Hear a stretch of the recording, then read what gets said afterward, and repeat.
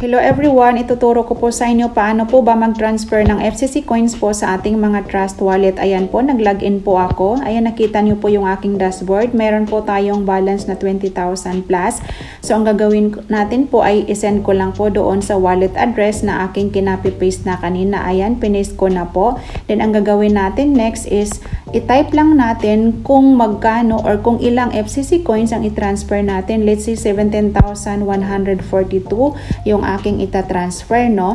Then next, ayun, din i-click lang natin yung parang settings sa taas para mapalitan natin yung gas fee. Ayan, i-edit lang natin, gawin nating 238.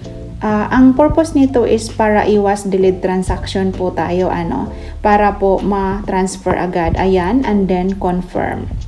Ayan, so after that, ayun, ang bilis po ng processing, So, ayan na. Tingnan natin kung nabawas na. Ayun, medyo pending pa siya, pero few seconds, nagbabawas na yan siya. Balik tayo sa dashboard ng Trust Wallet ko para i-check natin kung talaga bang nabawas na yung 17,000.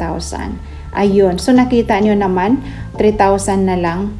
Ayun, nag-minus na rin yung 17,142 FCC coins. So, syempre, ang gawin natin ngayon, i-check natin doon sa account, sa wallet address ng ating pinag-transferan. So, ilagin natin yung account. Ayun na, kay Dudong ko tin-transfer. Nakita nyo yung kanyang FCC account is 17,143. So, ibig sabihin, na-receive na niya yung kanyang 17,142 FCC coins. So, ganun lang talaga kadali, no? Mga coaches, mga ka-FCC partners. So, sana may natutunan kayo. Salamat!